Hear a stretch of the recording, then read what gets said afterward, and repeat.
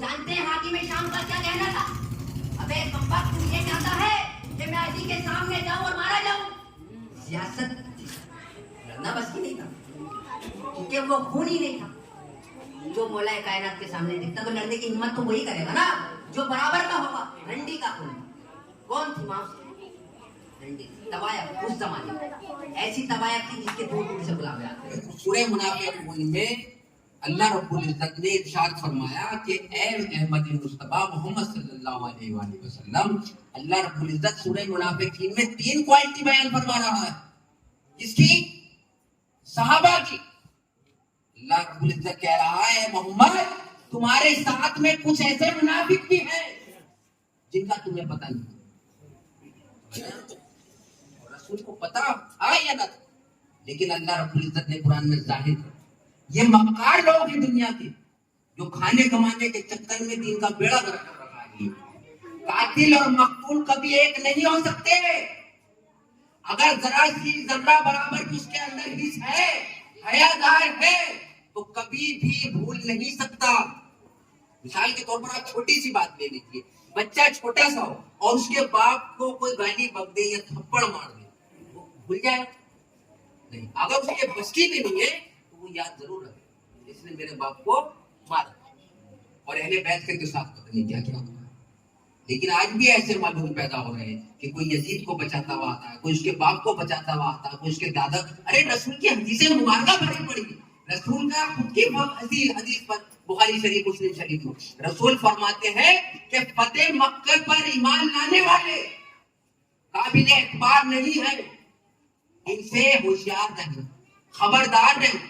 ایمان کی دعوت تو یہ ایک مصلحت تھی کہ اللہ کے رسول کے پاس ایمان کی دعوت کے لیے جو پہنچ گیا تو رسول منع نہیں کر سکتے تھے, کیونکہ رسول رحمت للعالمین, پوری زندگی رسول کی زبان سے نہ نہیں نکلا.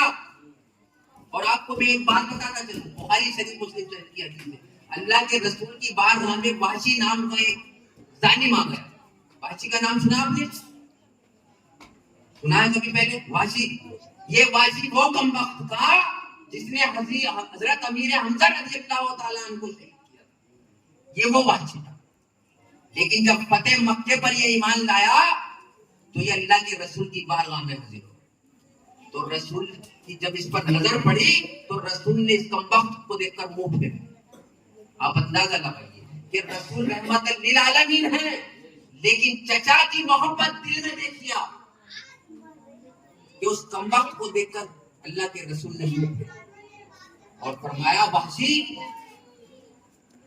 تو نے وہ کام کیا ہے کہ میں نہیں بول سکتا, اور تو ایمان لے آیا, ٹھیک ہے تیری ایمان کی دعوت قبول کی ہے اللہ کی خاطر, لیکن مجھ پر یہ احسان کرنا کہ زندگی بھر میرے سامنے نہ آنا. کون کہہ رہا ہے؟ رحمت للعالمین, جو تمام عالم کے لیے رحمت ہے. تو ہم کیسے بھول سکتے ہیں اہل بیت کے ساتھ کیا ہوا؟ کیسے بھول سکتے ہیں؟ تو ہمیں اس کا دامن پکڑنا ہے جو ہمیں لے جانے والا ہے, اس کے پیچھے نہیں چلنا ہے جو خود ڈوب جانے والا ہے. یہ مکاری ہے دنیا داروں کی, بڑے کوئی بھی ہو, چاہے وہ سید ہو چاہے وہ کسی اور برادر کا ہو. اگر امام علی کی, امام حسین کی, امام حسن کی قاتلوں کی کوئی بھی تعریف کرتا ہے یا کمبخت ملعون یہ کہتا ہے کہ ہمارے لیے دونوں برابر ہیں, یا یہ کہتا ہے کہ برا نہیں کہنا چاہیے, یا یہ کہے کہ یہ بھی صحیح تھا وہ بھی صحیح تھا, سمجھ لو کہ پختہ ہوگا.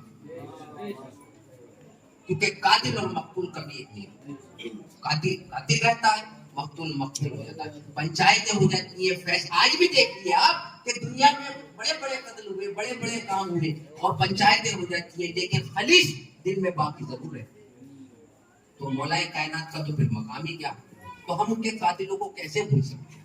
اور دیکھیے آپ کم وقتوں کی سیاست کہ سب کچھ کر بھی اچھے بنے رہے. مولا کائنات کے قاتل کو سامنے کس کو کھڑا کر دیا؟ جو کرایہ کا قاتل تھا. کس نے پلاننگ رچی, کس نے زہر میں بھجا بھجیا ڈھیا, کس نے سیاست چلی, سب اس کو پردے کے پیچھے چھپا دیا. سمجھ رہے آپ؟ امام حسن کا کیا کیا؟ یہی کیا. لیکن امام حسین کو آپ دیکھیے کہ امام حسین اپنے والد کی اور اپنے بھائی امام حسن مصطفیٰ کی شہادت کو دیکھ چکے تھے کہ کس طرح سیاست کے ساتھ کم وقتوں نے دونوں میرے والد اور میرے بھائی کو شہید کیا. تو امام حسین تمام مدینے نے منع کیا, تمام مکے نے منع کیا, راستے میں جو ملتا رہا سب نے سمجھایا, واپس لانا چاہا, لیکن امام کے قدم نہیں رکے. کیوں نہیں رکے جانتے ہیں آپ؟ اسی لیے نہیں رکے کیونکہ امام جانتے تھے کہ جس سیاست کے ساتھ میرے بھائی کو شہید کیا ہے, میرے والد کو شہید کیا ہے, میرے بھی ساتھ وہ ہو سکتا ہے, میں ایسا نہیں ہو سکتا. امام نے وہ چال چلی کہ کربلا کا تپتا ہوا میدان ہے, نہ کوئی جھاڑ ہے, نہ جھنکار ہے, نہ پیڑ ہے, کوئی چھپ نہیں سکتا.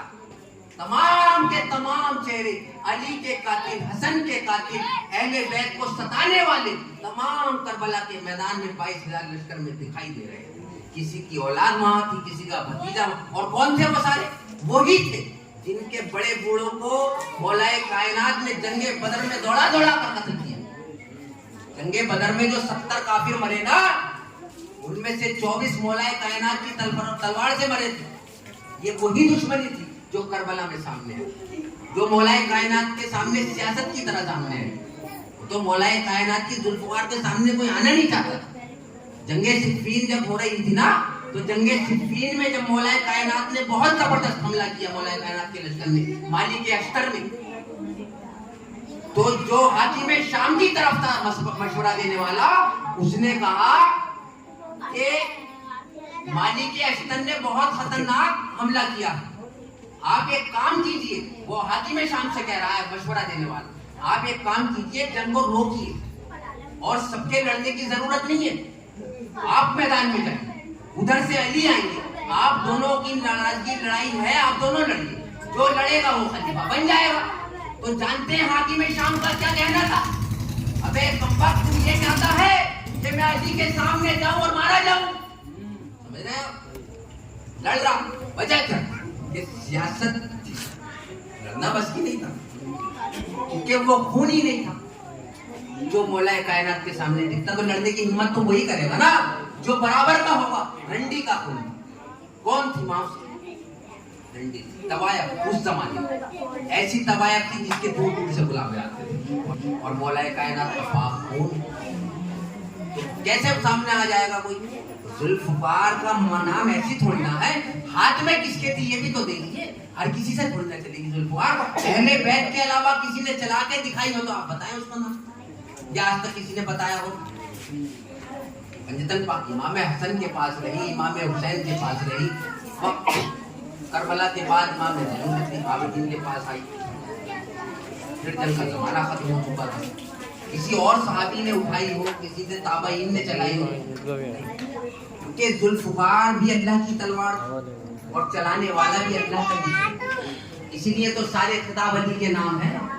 تو اسی لیے ہمیں اس کا دامن پکڑنا ہے جس سے اللہ محبت کر رہا ہے, اس کا بالکل نہیں پکڑنا ہے جس کا اللہ انتظار کر رہا ہے کہ میں اسے حشر کے میدان میں تمام امت کے سامنے باقی گروہ کے ساتھ دوزخ میں بھیجوں. اور آپ دیکھیے کم وقتوں کی آنکھیں پھوٹی پڑی. بخاری شریف میں امام بخاری رحمہ اللہ تعالی نے لکھا کہ اللہ کے جب مسجد نبوی تعمیر ہو رہی تھی تو حضرت عمار بن یاسر رضی اللہ تعالی اپنے اس زمانہ ویسا تھا 1500 سال پہلے, تو حضرت عمار بن یاسر رضی اللہ تعالی اپنے کاندھوں پر 2 پتھر رکھے ہوئے لا رہے تھے. تو اللہ کے رسول صلی اللہ علیہ وآلہ وسلم نے انہیں روکا اور ان کے کاندھوں پہ سے پتھر اٹھوائے اور پھر پھول کو جھاڑا اور فرمایا, اے سمیہ کے بیٹے, بہت افسوس کی بات کہ تجھے باغی گروہ قتل کرے گا, وہ تجھے دوزخ کی طرف بلاتا ہوگا اور تو اسے جنت کی طرف بلاتا ہوگا. آپ یہ بخاری مسلم دونوں کی حدیث ہے, لیکن کم وقت پھر بھی ہضم نہیں کر پاتے. پتا ہے کہ کیسے کیسے علماء لکھ کے گئے. اور حضرت عمار بن یاسر رضی اللہ تعالیٰ عنہ جنگ صفین میں حاکم شام کے گروہ کے سامنے شہید ہوئے.